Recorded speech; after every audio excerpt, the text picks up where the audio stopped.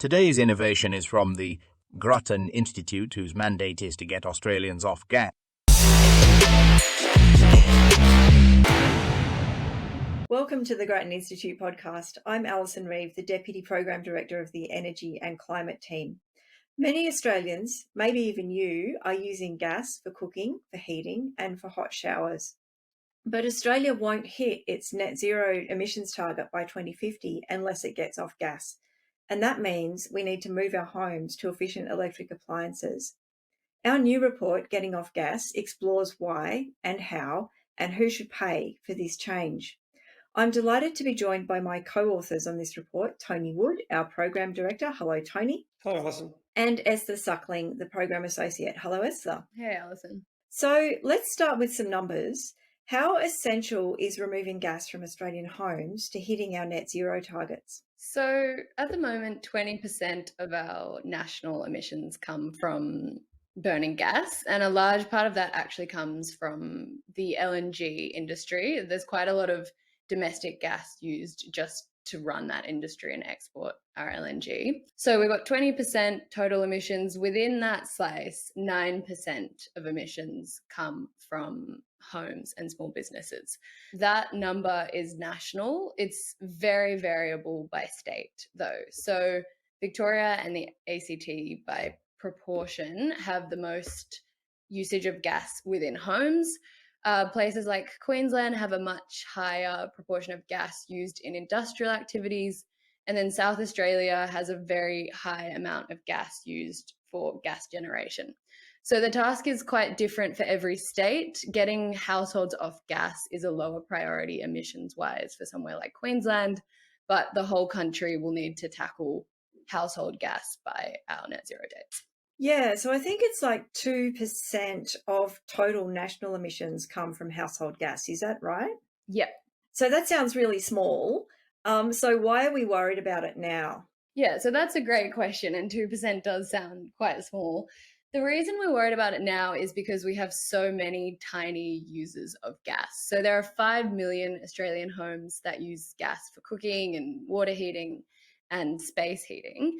And 2 million of those homes are in Victoria. So that's a big challenge there.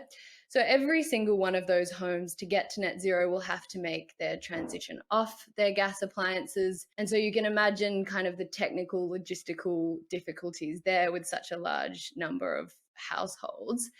The other thing is that gas appliances at home have quite long lifespans. So it's between 10 to 15 years for your gas appliances. And a lot of people would speak to this themselves. If you haven't recently bought a gas water heater or replaced one, you probably haven't thought about it for years. So this means that we only have a few decision points where a household will replace their gas appliances to influence people to switch to electric. So if we think of the case of Victoria and the ACT, so Tony and I are living here in Melbourne, Alison is in the ACT, we have 2045 net zero targets in both states. That means we have 22 years to get homes off fossil gas. And so if we assume conservatively that your gas stove lasts for 10 years, that's only 2 decision points that we have to influence. So that's why we really need to start moving on this now. Yeah, I think that's an important point. But I think there's also potentially a bit of an opportunity there as well, because we know that pretty much every gas appliance in the country is going to have to be replaced at some point, and a lot of that replacement is going to take place in the next 22 to 25 years. And so it's about how we sort of use that natural decision cycle to make part of this change. Tony, is it actually, apart from the emissions story, are there actually benefits for consumers for converting from gas to electric? Well, some years ago, when gas was a lot cheaper than it is today, gas was a cost-effective way to heat your home or cook your food. That's changed a lot. And so today, people who have got off gas towards electricity overall are better off.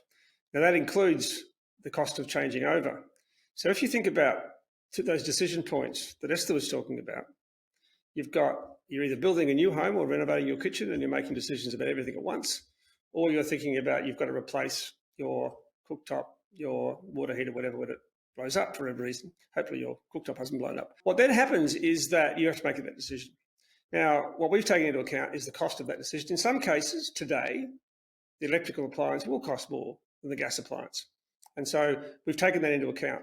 So after you take that into account, across the board, everybody from Queensland through to South Australia and Victoria would save money. If they change that over, including the cost, they'd pay that off over the next few years as a result of the savings on using electricity being lower than gas. In Western Australia, it will be slightly the other way because Western Australia is in a fortunate position where their gas prices are still very low. So it'll take a bit longer.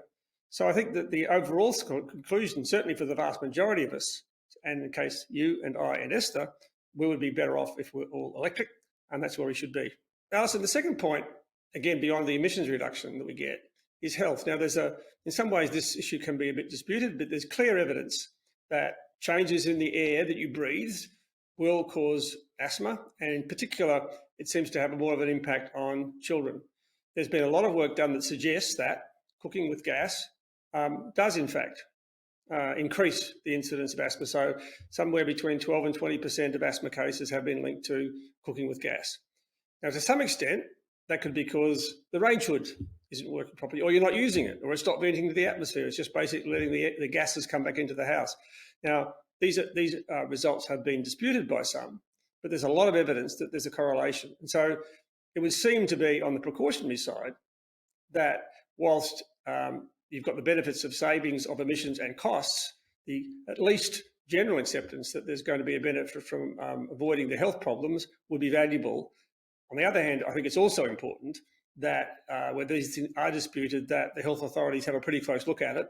And I think a number of them are doing that, certainly around the world. We've got 5 million homes that we need to change over. We know that this is going to save people money, and we know that there's potentially some health benefits for some people, and it's an obvious task that we need to do to get to net zero. So where should governments actually start with this? So the first thing that we think governments should do as a starting point is to make a clear end date for gas and make that very publicly communicated so that all of the players in the economy, from households, landlords, appliance manufacturers, tradies, everyone knows the direction that we're heading in and can make their decisions accordingly. So if you think of a household planning for what appliance to get next, it's really important that they have the clarity around where we're going with this. So that's the first thing. The second thing is that we should stop making the problem worse, and that means banning new connections to households and small businesses. So at the moment, the ACT has actually committed to making this ban, and it will come into place from November of this year. And we think that the rest of the country should follow suit. There's simply no point trying to urge people off gas and using potentially taxpayer money to do so if you're at the same time allowing people to join the network. So that's the second one. And then, Tony, did you want to talk about the role of a communications campaign here? Yeah, I think because of the nature of this change, in every other case of doing something about emissions, most of the time we can blame and worry about the big coal-fired power stations and how they should close. But in this case, it's pretty evident, like everyone understands this, that the problem is that we are using these gas appliances in our homes. And we're the ones who are going to have to change. So that's a much more difficult message to absorb. It's not about making people feel guilty, and it's not about forcing them to make change and throw away perfectly good gas appliances because the cost would be significant. What it is about is, as Esther said, setting the direction very clearly, making it very clear that people have got lots of time, and most importantly, making sure that people have access to information. Because I'm sure many people who are listening to this podcast would have the experience when their hot water system fails, they look at the fridge magnet and it's call your plumber, and the plumber says, well, I could change that for you in 24 hours. Now, what you need, of course, is to make sure all of those plumbers are also qualified to give you good advice to how you would switch over to electricity. And I think that's one of the big issues is information. And so a significant communications campaign maintained over a long period of time with good access to information is absolutely critical.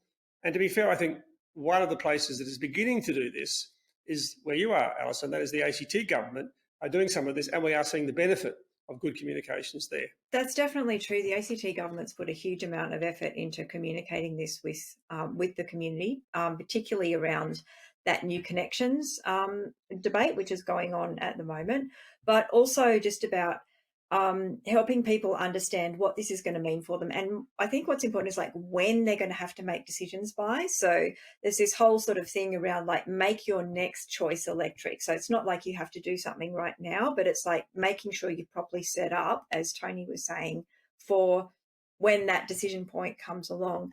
The other thing that's been quite interesting in the ACT too is just giving people a personal experience of things like cooking with an induction cooktop. There was a whole new suburb that was built in Canberra that was the first all-electric suburb.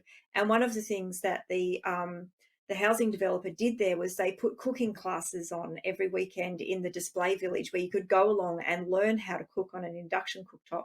And they actually measured people's attitudes to cooking before and after that and found that there was a big change in how willing people were to accept that.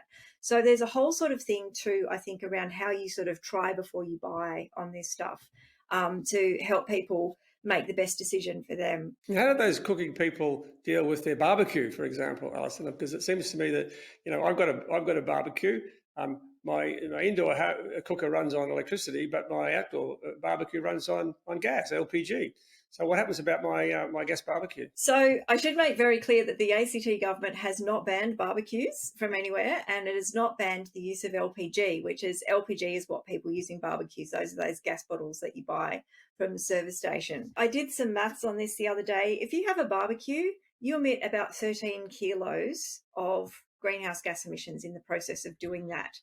That's about 1/10 of 1 billionth of Victoria's annual greenhouse gas emissions. So it is really not a high priority for anybody at the moment to go after those. One thing that we do need to do, though, I think, is to make sure that appliances perform well. I think a lot of people have had a bad experience with electric appliances. You might have, stayed in a holiday house that had one of those really old electric cooktops with the little spirals on it, and, might have found that difficult to cook on. And so one of the things that we've recommended in the report is that we need to get the kind of regulation around stoves and water heaters and heaters that we've got around things like washing machines and air conditioners and fridges. And so that means setting a minimum standard that those appliances have to meet, and also making sure that they become more efficient over time. So this means that they'll perform well, and it also gives sort of an additional guarantee that people will save money when they switch over. So electric homes save money and they're better for the environment, but we also know in a lot of areas it's just not the status quo to have an electric home. So Esther, what is going on there? Why aren't people using these electric appliances instead of the gas ones? We've found through our research on this report that there's a number of reasons, and only around 50% of households could actually decide tomorrow that they were going to completely upgrade their house to electricity. So the first kind of main barrier we can think about is rentals. 30% of Australian households rent, and obviously I'm a renter. I know this very well. You don't have control over your appliances in a rental home. And what's more, the landlord doesn't have a huge incentive to upgrade your gas appliance to electric because, as we touched on previously, electric appliances are often more expensive and the savings would flow to the tenant. So it's a loss for the landlord. So that's a huge chunk of homes which already don't have that decision. Another group are multi-unit homes. So might actually ask Tony here, because I know you have an apartment. Some of the constraints that have come up in the research is that, one, a lot of the time your gas bills are bundled into your body corporate bills. And so if one individual apartment decided to make a switch, then they're not really going to receive the benefits. And another issue is space constraints. So often centralized electric systems, like centralized heat pumps for hot water, they just take up more space than centralized gas water heaters. What's your experience there, Tony, in your apartment? Well, it's interesting because I think most modern apartment buildings are dealing with two major issues at the same time. One is people are starting to put in their electric cars, and charging their electric cars in an apartment building is not simple. It can be done. I've done it and it works. And you get the benefits of the cheaper fuel. In this case, it's similarly the same thing. So In the same way that those apartment buildings are putting in the facilities so that you can charge your car in the garage and not physically connected to your apartment, and you pay the body corporate.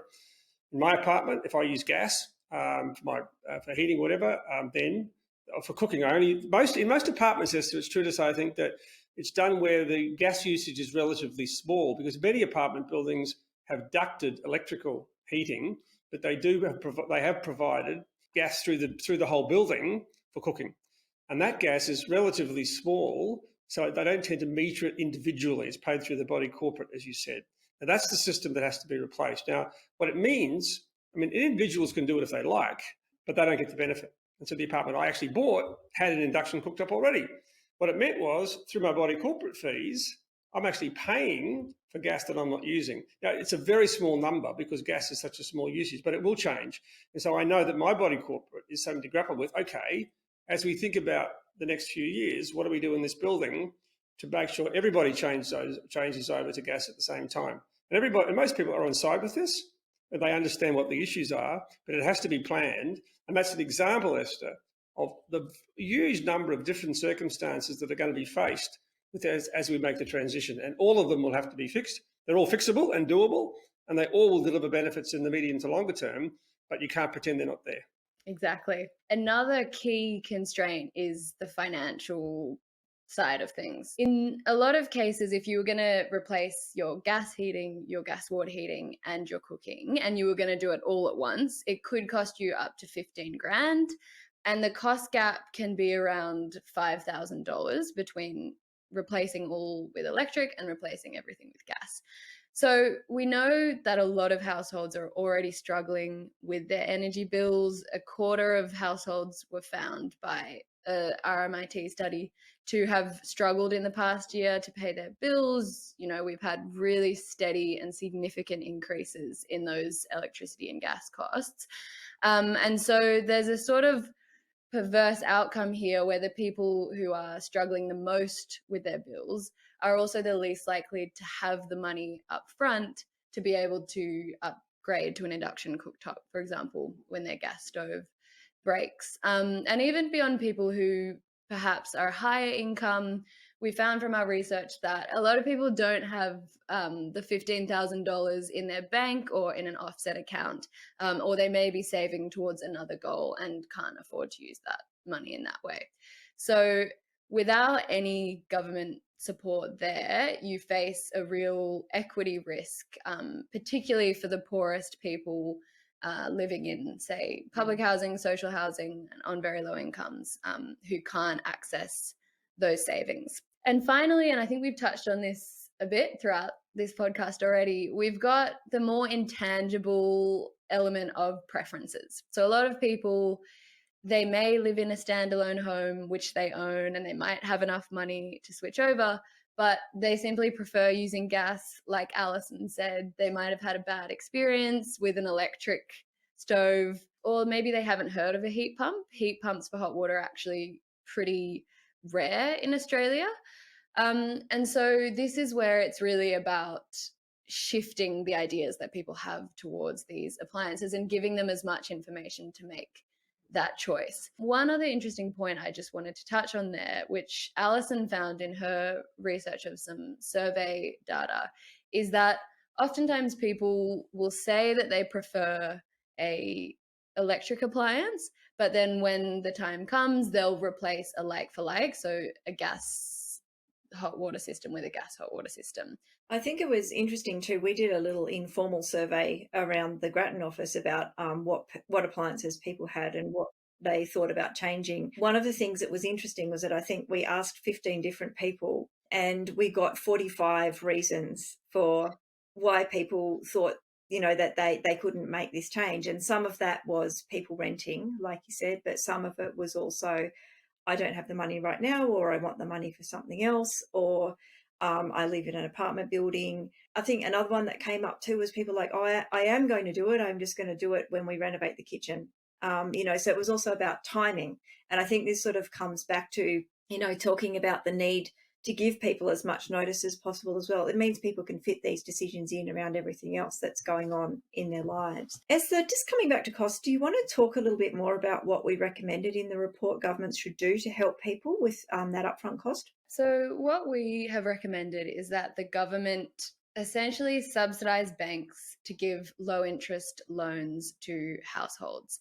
And what a low interest loan does is it allows you to spread that higher upfront cost over time and better match it up with the savings that come in year on year with your energy bills. The government took a big step towards this in the recent budget announcement with a $1 billion package, which is going to go towards a lot of home efficiency upgrades, which includes installing electric appliances. And this package is going to be administered through the Clean Energy Finance Corporation. So it's going to be at arm's length from government. And we think that's a really good thing because banks have far more experience with assessing people's individual loan risk. That's their job. And so by going through the CEFC and then utilizing the existing banking infrastructure, which people already have a relationship with their bank, what we think will happen is you'll see more and more of these loan products pop up and more uptake of those loans as well. And Tony, what about people who live in rented homes or in multi-unit buildings and they can't control their appliances? What have we said that governments should be doing to help those households? Well, those situations are more complex because I guess this is described quite graphically. You've got the situation where the renter and the homeowner or the building owner don't see the same costs and benefits. One sees the cost, the other sees the benefits. But we think the simplest way would be to give the owner initially a tax write-off, because you then give everybody advice that within a period of time, probably by 2030, for example, that would become a requirement. And so give plenty of people plenty of time to do what they need to do, upgrade the house. And in the meantime, they would get the benefit up front of the tax write-off. That would create some momentum. Because what we think is going to happen is that once you create momentum for these changes, as we saw happen with rooftop solar, the costs come down. And so by the time we get to the point where it becomes effectively the economics completely favour doing this, and the upfront capital changeover cost is virtually gone, then it drives by itself. And so you don't need to provide that support anymore. So it only needs to be for a relatively short period of time. And I think we should emphasise too, it's not unusual for governments to set standards around what needs to be in a rented home. So in Victoria, for example, you can't rent out a home that doesn't have a heater in it. And in the ACT, you can't rent out a home that doesn't have ceiling insulation in it. So this isn't sort of an abnormal kind of thing. It's just a way of making sure that renters get access to the same things that everybody else does as well. And I think that's sort of an important part of keeping this whole transition equitable. What we don't want is people getting stranded on redundant gas connections because they can't afford to transition. Tony, did you want to just mention briefly the sort of what happens with the whole of the gas network as this change is underway and some of the impact that might have on gas bills if it's not managed well? Whilst we've talked a lot about the personal changeover challenges and benefits, this one doesn't get enough attention because it's going to be critical to get it right. What we can see happening here is that people already who can afford the changeover, for the reasons that Esther described, will make the decision, and they are doing that, and they convert to electricity. They may pay a relatively modest cost to physically disconnect the gas, but most of the time that's not very much. Now, what they've done is they've walked away from the system. A network like a gas network, the cost of running that network doesn't change very much. Even if there's less gas going through it, that affects the people who sell the gas. But the network business, the costs are more or less the same. What that means is that the costs which were previously being paid by the person who's left are now being paid for by the person who's still there. Now, that looks not too bad when they've only very small numbers. But if this whole process is not just going to keep going but accelerate, you can see that what happens is that people are leaving increasingly frequently, and the smaller and smaller number of people are now left. And that's clearly untenable because you create what people have called a death spiral, and that's very bad for what's going to happen here. So that can't be allowed to happen. And so putting it all on consumers who are left is not the right answer. On the other hand, this business has got billions of dollars invested in these assets, and they would say, well, wait a second, we built this for you. It's not like an oil refinery or a coal-fired power station. It's actually a social asset. And it was built, in some cases, we were required to connect people to the grid. And if you just send us broke overnight by writing down the value of our assets, that's not tenable either. And so again, even if it takes place over a period of time, you've got to have to make sure that dealing with the financial consequences of effectively writing down or writing off the value of these assets over time has to take place, and the whole system has to be operated safely and reliably by the business owners and operators. And that's a very tricky issue. Now, we don't think too many people have grappled with it. The Europeans are doing a little, but that means that the government has to decide between the three bodies, the customers, the consumers, network owners, operators, and the government, who's going to pay and when and how much. I don't think there's any perfect theoretical answer to that, but it's going to be one of the very important parts of this transition to make those decisions clear. Again, giving people, not just the consumers, but also the businesses, plenty of time to plan for that future. Look, thank you both for joining me today. If you would like to read the report online, it's at grattan.edu.au. We would love to know what you think. So please let us know via our social media channels. We're at Grattan Inst on Twitter and at Grattan Institute on all other platforms. Grattan is a not-for-profit and it is the end of the financial year. If you would like to support our work and you're in a position to do so, please consider donating to our end-of-year appeal at grattan.edu.au.